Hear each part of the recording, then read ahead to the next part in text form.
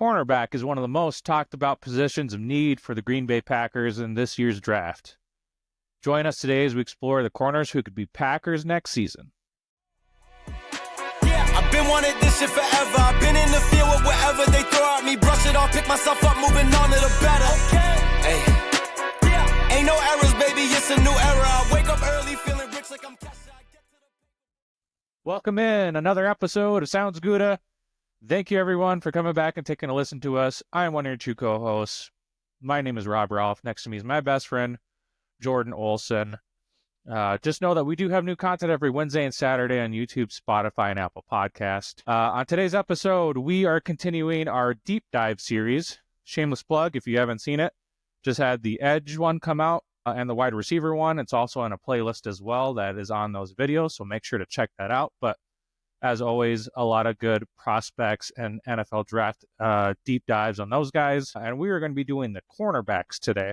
So if you have been living underneath a rock, this is the Packers' current cornerback room. But Keyshawn Nixon, Nathaniel Hobbs, our newest member, free agent signing from the Raiders, Carrington Valentine, Javon Bullard, Kalen King, and Jaire Alexander. Both Jordan and I think that he probably will not be a Packer, but we shall see and see how that plays out before the draft and after, but he is currently still on the Packers roster. So, and then also too, just of note, we did lose my boy, Robbie Rochelle, who just signed with the Chiefs. So there's no doubt that the Packers need some cornerback depth. So as we get into this, just know that we're not going to be talking about obvious prospects. So i.e. Travis Hunter, could arguably go with the first pick and is definitely out of the Packers range. We are waiting on some players pro day testing too as well. But if you have been checking out some of our other series on the wide receiver and edge, this is how our tiers go. So white is incomplete. There's just not enough information. Red,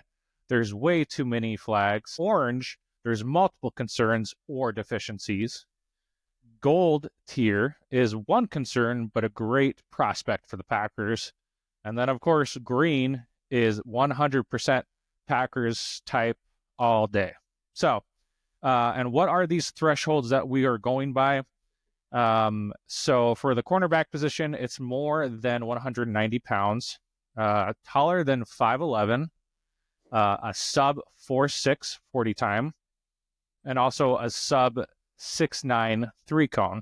And I also like to add in here too as well, Jordan and I were having some conversation, but on age, typically with the Packers in the first couple of picks, premium picks, they like to have their prospects very, very young. So that way you could get into some of your Kenny Clark type of contracts, I know he's kind of an outlier, but his third contract, right? Him being 28 years old. And so being able to do that is what they typically like to prefer. All right, so jumping into this, we do have Fentel Cypress, the second from Florida State at 6 foot, 188 pounds for our white. Next is Shamari Simmons from ASU at 6 foot, 195 pounds. Again, too, just a white profile, so not as much information on it. So our red tier, Jaire Alexander from LSU, a bad rad score, 3.96. Brandon Adams from UCF, also in our red tier, 6'2", but 182 pounds, so quite light. So with this, I will jump it over to Jordan for our next tier. Yeah, sounds great. Thanks, Rob.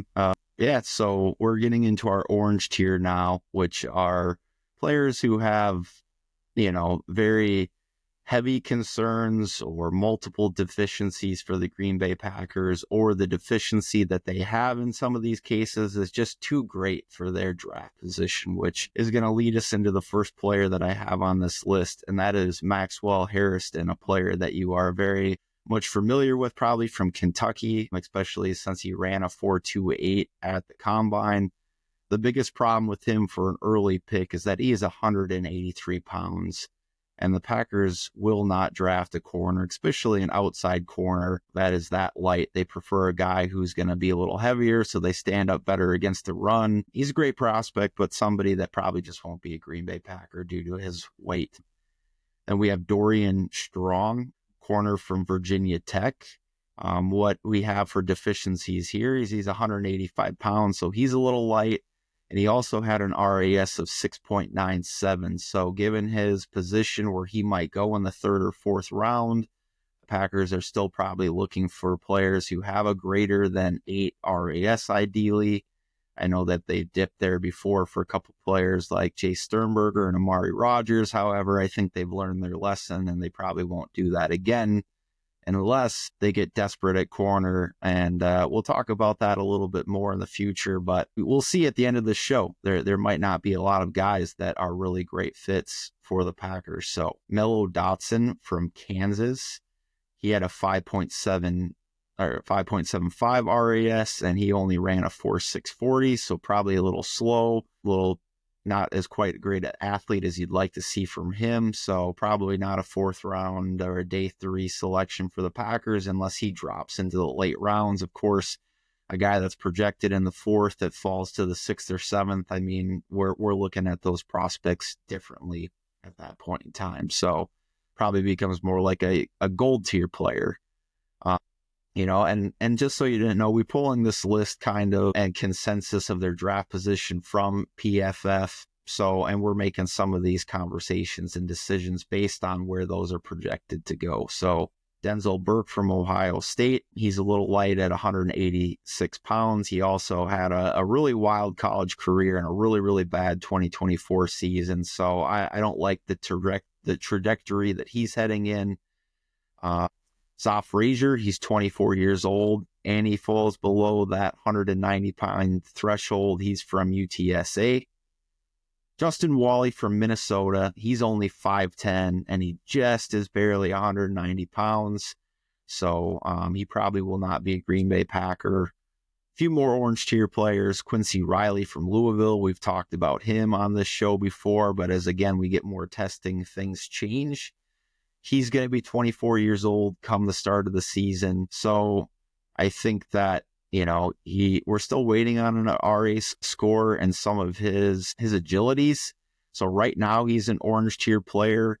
If he has great agilities, there's a chance that he could become a gold tier player, especially if he's going to be a player that could go in the 5th round.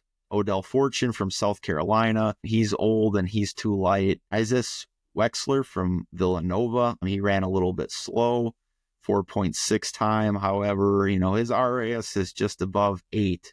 So as a 6th round pick, he might be somebody that could move into a gold tier category.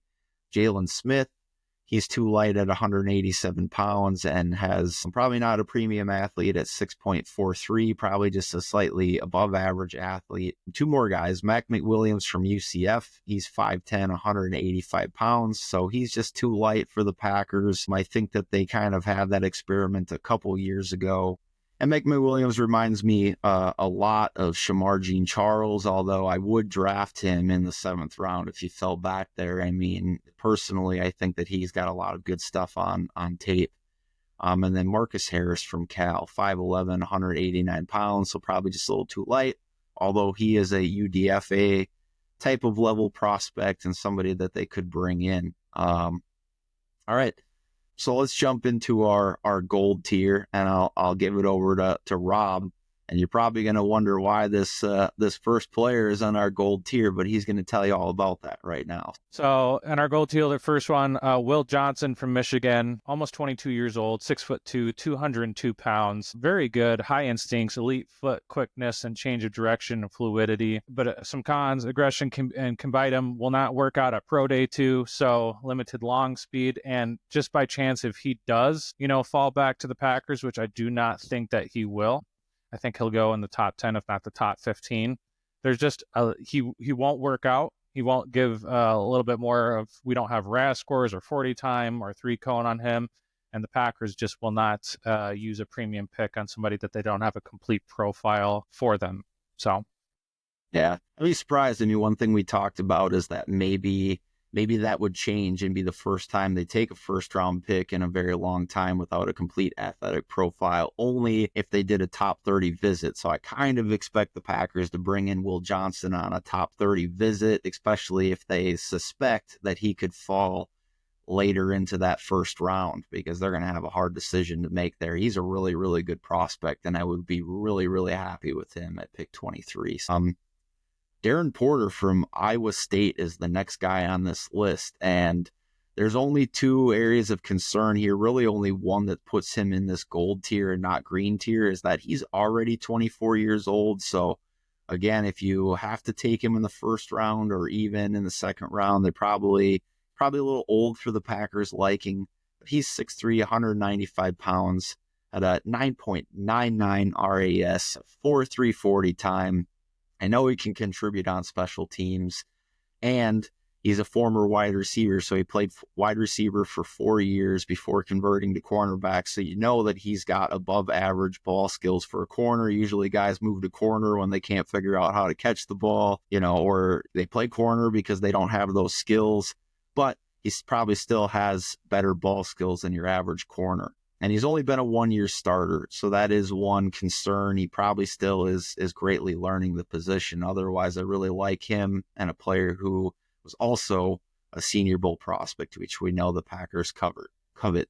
So yeah, continuing in our gold tier, Siobhan Revel from East Carolina University, almost 23 years old, 6'3", 193 pounds, has good length, very high IQ on tape, athletic. There is an injury concern here though with him. Tore his ACL September. He's an outside cornerback, but also another thing that might ding him too, as well as Jordan was just alluding to. But 1 year of starting experience, so definitely some questions. But projected around round 2 for Siobhan Revel. Yeah, I think that, again, he would be another green tier guy without this injury. And I don't think the Packers are going to take a guy in round 1 who's coming off of a season-ending ACL injury. He hasn't been able to do a lot of testing. So those are the big concerns. I doubt that he'll fall back to the Packers in the second round. So we will see. If he does, they will have another tough decision to make. Probably another guy I'd expect to do a top 30 visit. Benjamin Morris has been a guy who has been all over the draft board. Not too long ago, he was a mid first round pick. He's been somebody who's been highly mocked to the Packers, but Benjamin Morris is a corner from Notre Dame. If you don't know him, really young. He's still 20 years old. Will be 21 when the season starts. 6 foot, 190 pounds. So he kind of just meets the Packers thresholds. I mean, definitely tall enough, but just barely heavy enough to play the position for the Green Bay Packers. He's a really smooth athlete. He's got good movement, but he's not sudden, so he doesn't have the super quick reaction. Again, the big thing for him and why he's fallen from the first down maybe to the second or even third round, top of the third round, are his injury concerns. He had a season-ending hip surgery, and I'm also concerned about his production and how that has dropped off steadily over the last 2 seasons. He had an outstanding year in what would have been 2022, but there's a lot of good tape on there about Benjamin Morrison's. Moving on down to the 6th round, and still in our gold tier in our last one, but Tommy Hill from Nebraska, almost 23 years old, 6 foot, 213 pounds. So definitely meets those requirements, but we do not have a RAS or a 40 time or a 3-cone drill for him. And also somebody who had a much better 2023 than he did for this last year as far as production goes, but was a Senior Bowl invite too. So possible.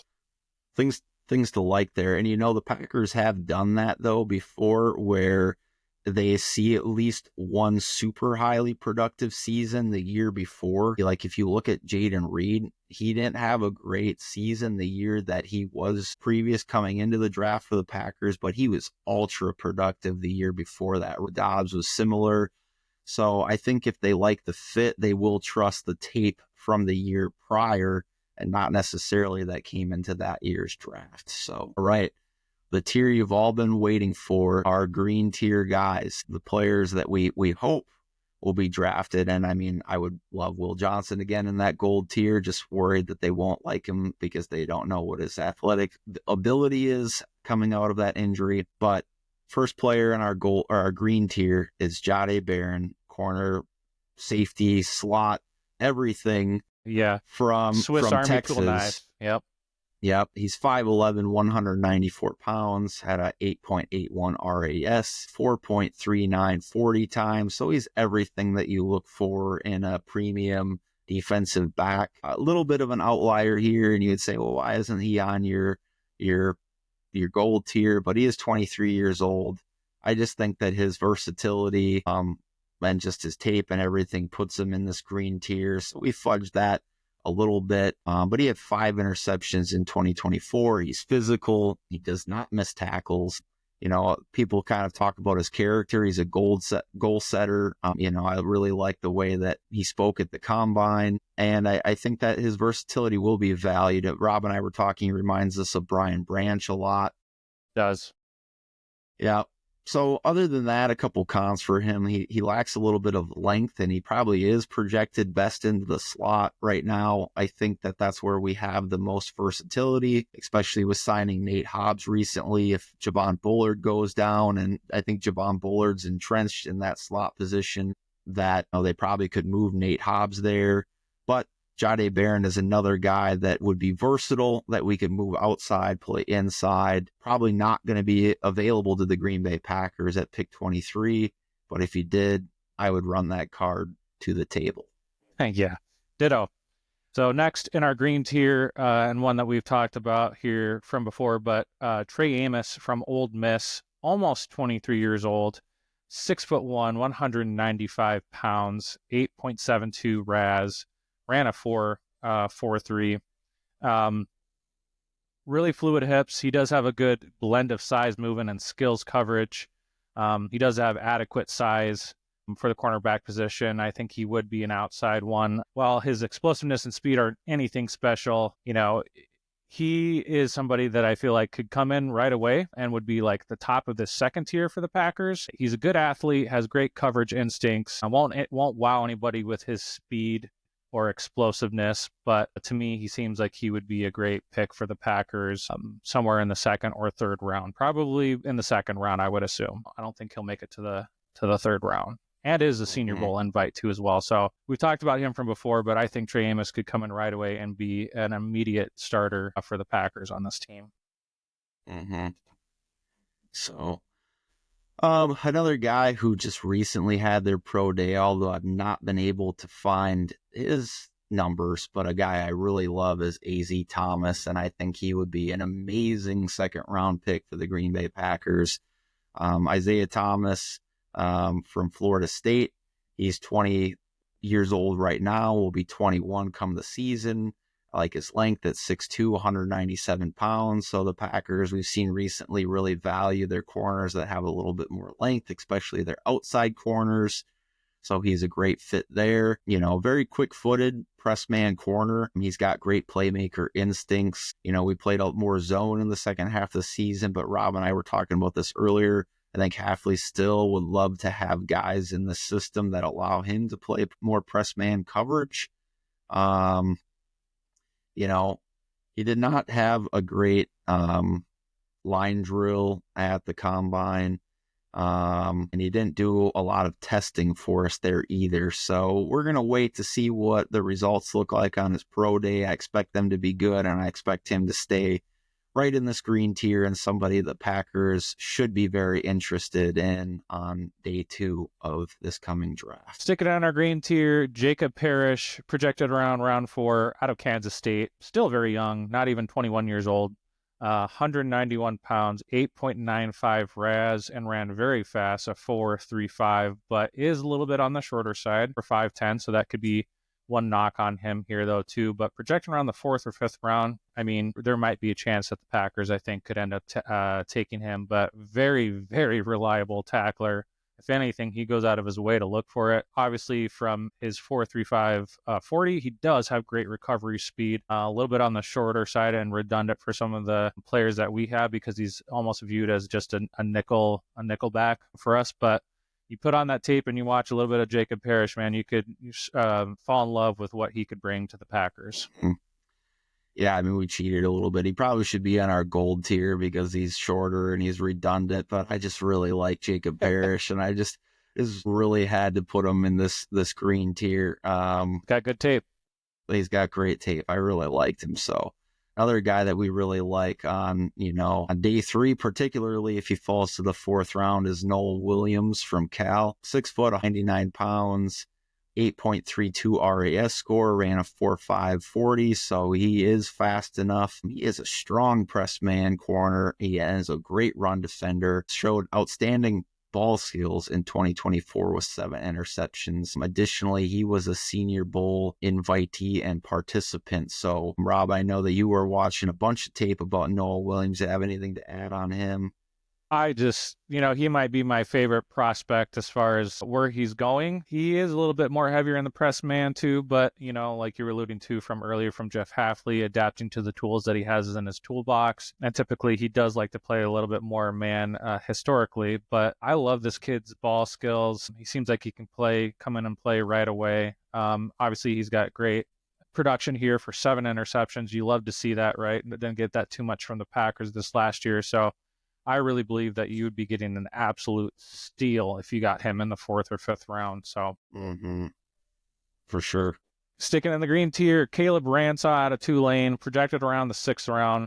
Don't have an age on him, but 5'11", 197 pounds, a 9.95 RAS score, and ran a 4.33, so extremely fast. Really great, plus footwork. Again, though, too, could be a little bit redundant, is projected for a nickel, and then not as much production from him from this last year and throughout his college career. Yeah, and, some people have him profiled as a safety. He's kind of another Javon Bullard type. I just really was impressed with his combine footage. I think he's somebody that does bring a lot of versatility. I think he's tall enough and he's big enough that if they feel like he could play on the outside, that he would definitely be worthwhile of a 6th or a 7th round selection for the Green Bay Packers. So, and then this falls perfectly to me, but a guy I've seen play in person a number of times is Bilal Coney from Western Michigan University. 6'1", 190 pounds, 8.54 RAS, and ran a 4.43 40. He's very fluid for a tall corner. He's got great hips. He can flip around.